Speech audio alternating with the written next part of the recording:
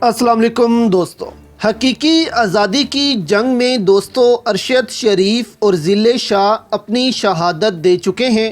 بہت سے لوگ جیلیں کاٹ چکے ہیں، عمران خان تو گولیاں بھی کھا چکے ہیں، لیکن ابھی بھی آپ کہہ سکتے ہیں کہ تشدد سہنا ابھی باقی ہے۔ موعد پیرزادہ کو امریکہ میں کال آئی ہے جس میں ان کو دھمکی دی گئی ہے اور ان کی لوکیشن پتہ کرنے کی کوشش کی گئی ہے۔ پولیس کے پاس وہ گئے تو انہوں نے کیا کہا موعد پیرزادہ کو، جسے سن کر وہ شوق ضرور ہوئے ہوں گے، یہ سب آپ کے سامنے رکھتے ہیں دوستو۔ ساتھ ڈی ایچ اے پر جب پی ٹی آئی نے ٹیکس لگانے کی کوشش کی تو قمر باجوہ نے اس پر کیا ہنگامہ کھڑا کیا، یہ بھی آپ کے لیے جاننا بہت ضروری ہوگا۔ ڈیٹیل میں جانے سے پہلے دوستو اس ویڈیو کو لائک کر دیں۔ یہ سب کو معلوم ہے کہ موعد پیرزادہ امریکہ میں ہیں۔ اب امریکہ کوئی چھوٹا ملک نہیں دوستو کہ کسی کو اتنی آسانی سے ٹریک کیا جائے کہ وہ کہاں پر ہے، اور نہ ہی امریکہ میں پاکستان یا کینیا جیسا رول آف لا ہے کہ کوئی اتنی آسانی سے کسی پر ہاتھ ڈال سکے۔ تو ان ملکوں نے اپنے ممالک میں رول آف لا قائم کیا ہوا ہے، جبکہ یہ ممالک دوسرے ممالک میں رول آف لا اس لیے قائم نہیں ہونے دیتے کیونکہ ان کو اس سے فائدہ حاصل کرنا ہوتا ہے۔ اب آپ کو بتاتے ہیں کہ موعد پیرزادہ کو یہ کال کیوں آئی، پھر آپ کو بتائیں گے کہ کیا یہ عادل راجہ کی وجہ سے ہوا ہے کیا۔ اب دیکھیں، موعد پیرزادہ کہتے ہیں کہ ان کو کال آتی ہے نو کالر آئی ڈی سے، جس سے اکثر پاکستانیوں کو کالز آتی ہیں جس میں کوئی نمبر نہیں لکھا ہوتا، اور دھمکی دی جاتی ہے کہ اگر باز نہ آئے تو اڑا دیا جائے گا۔ اب ایسی ہی کال موعد پیرزادہ کو آئی امریکہ میں۔ وہ کہتے ہیں کہ جس نمبر پر مجھے یہ کال آئی وہ نمبر میں نے کسی کو نہیں دیا ہوا، وہ صرف یوٹیوب پر کام آتا ہے میرے۔ پھر انہوں نے کہا کہ میں نے سوچا کہ پاکستان میں تو اکثر ایسی کال سنی تھیں، اب امریکہ میں سن کر دیکھتے ہیں کہ یہ کون کر رہا ہے کال۔ انہوں نے کہا کہ جب اٹھائی تو دھمکیاں ملیں اور پیچھے ایسا محسوس ہو رہا تھا کہ کوئی کی بورڈ چلا رہا ہے۔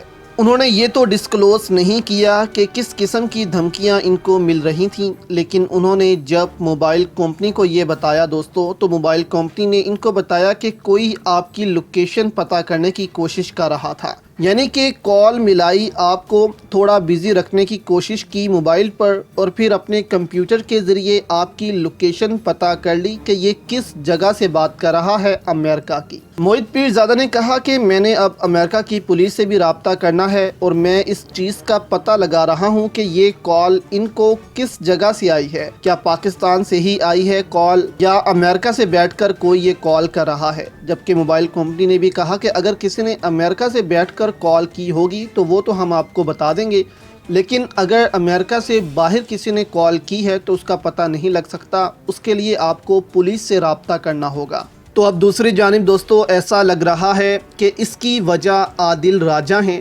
کیونکہ حال ہی میں موعد پیرزادہ نے دوستو عادل راجہ کے چینل پر بیٹھ کر انٹرویو دیا تھا اور پاکستان کی اسٹیبلشمنٹ پر بات کی تھی کہ یہ کیوں نہیں سمجھ رہے کہ ظلم سے یہ اب لوگوں کو اپنی طرف کر نہیں سکتے۔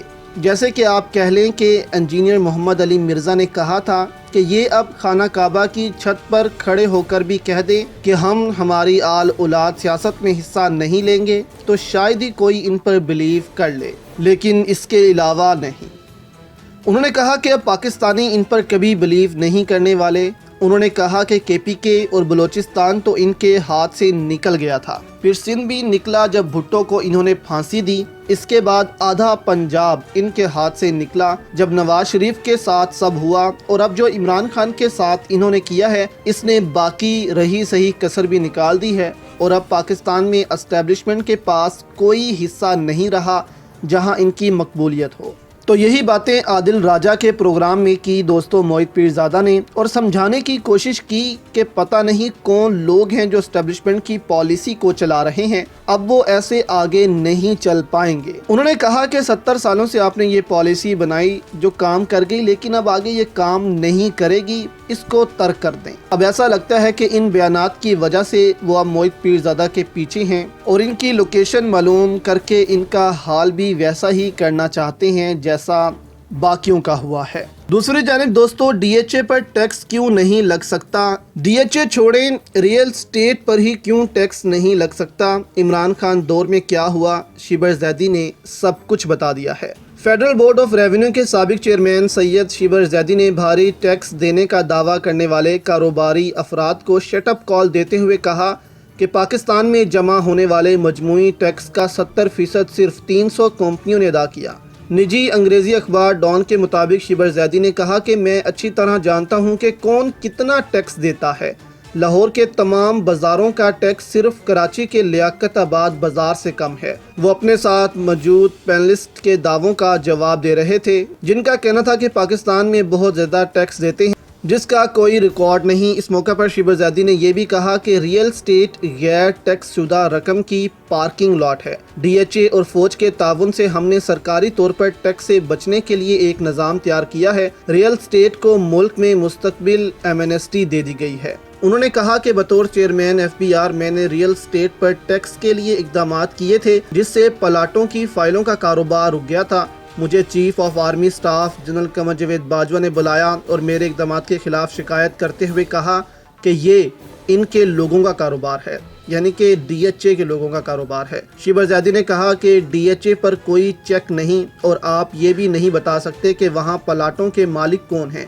पार्किंग लॉट माशरे के गरीब तबकों की पहुंच से बाहर हो जाते हैं। उन्होंने तजवीज़ पेश की कि अगर ज़मीन के प्लॉट पर तामीरात नहीं की जाती तो इसे ज़ब्त कर लिया जाए, जबकि GORs और गवर्नर हाउस को ख़त्म कर दिया जाए। तो दोस्तों आपकी इस पर क्या राय है? जबकि इमरान खान भी इस पर बोल चुके हैं कि पाकिस्तान में सबसे बड़ा माफिया रियल स्टेट माफिया है।